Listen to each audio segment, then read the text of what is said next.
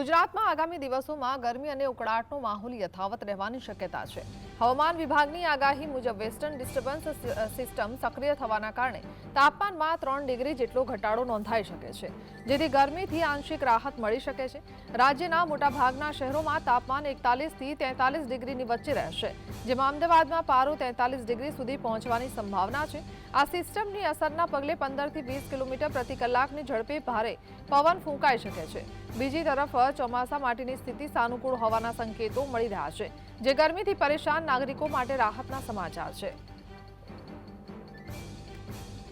आने वाला 7 दिन के लिए 19 से 25 मई तक मौसम आमतौर पर शुष्क रहने का पूर्वानुमान दिया गया है।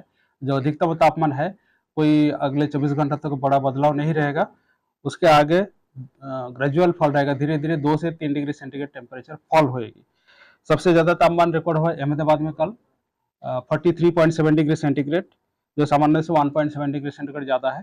गांधीनगर में रिकॉर्ड हुआ है 43.5 डिग्री सेंटीग्रेड, सुरेंद्र नगर में 43.3 डिग्री सेंटीग्रेड रिकॉर्ड हुआ है।